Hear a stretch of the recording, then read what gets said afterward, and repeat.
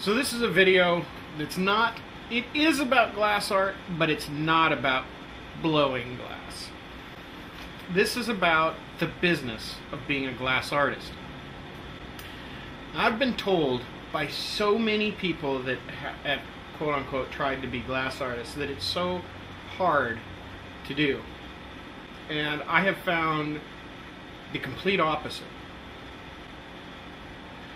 The initial investment is expensive. I started with an $80 torch, and I was able to make money very rapidly because I would sell the products that I'm manufacturing at a price that's reasonable to wholesale to a distributor.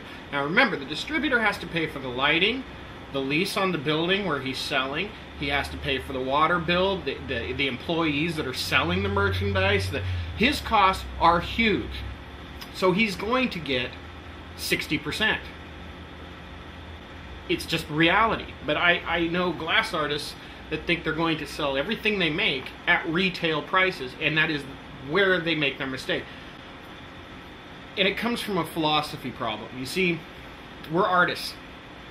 We work with our hands and we create something through skilled labor and skills we have developed over years of patience and repetition.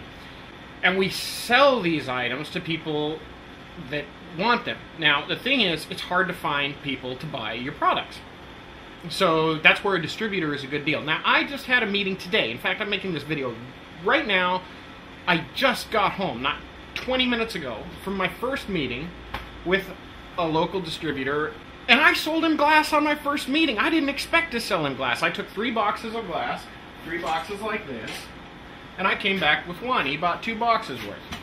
There's the cost of my oxygen and my propane and the electricity to keep the kilns running, but those are my only ongoing costs other than the consumable glass itself. If this video feels like a rant or something, I apologize to everybody, but I have tried to involve some other glass blowers in the limited success I'm starting to have. And I tried to involve them by saying, hey, help me produce, and I'll cover the cost of the glass. There's oxygen here, there's propane here, there's kilns here, we can go for it.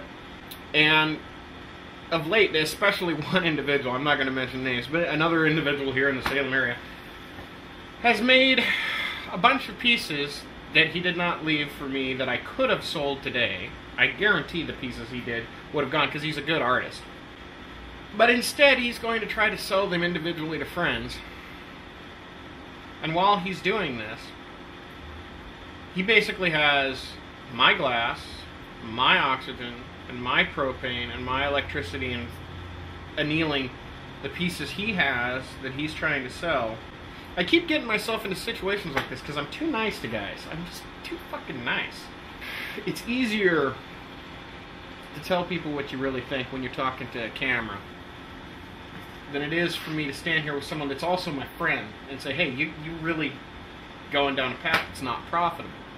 It's amazing. I just don't understand where the problem lies, because not only did I sell 2 boxes of glass today, but I came home with a little list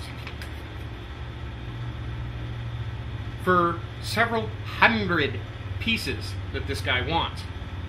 And he's been looking for someone to make them, and nobody will make them. If I make 100 pieces at $3 a piece, and it takes me a day, that's a $300 day. I'm not having a hard time doing this, and I'm new to the game. I'm under 3 years of glass. So what I'm saying is there's hope to everybody that wants to do this, but don't sell yourself on the idea that you're only going to work 1 day out of every 6 months.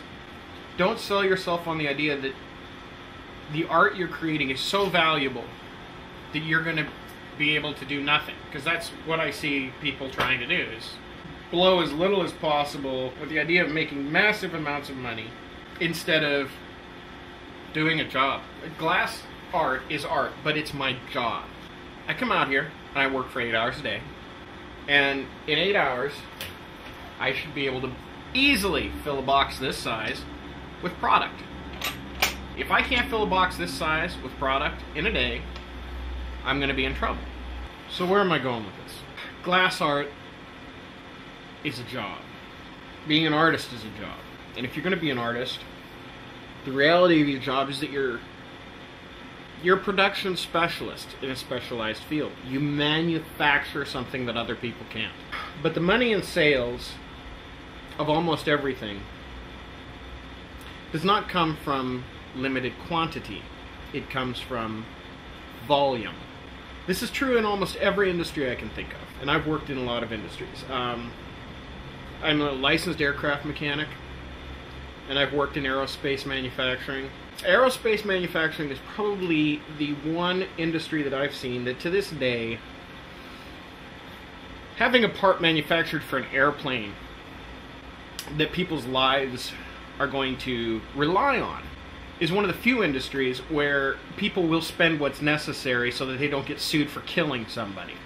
With the exception of that industry, I haven't seen a lot of profitability in small part runs. And even there, a small part run is 1,000 parts.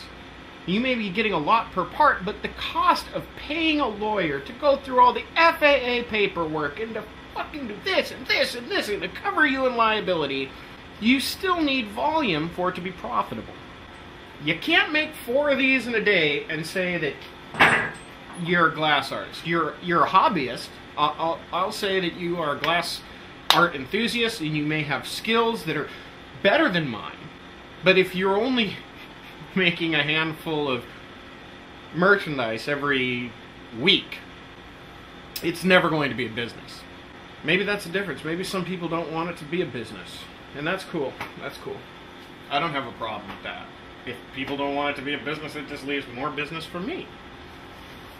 Where it gets to me is when I listen to these people tell me that they can't find a way to make it work. That's where I have to say, you're doing something wrong. And whether you think my way is the right way or not, I don't really care. But I have to be profitable. And if you're serious about glass art, whoever, anybody, then you have to accept that our job is production-oriented.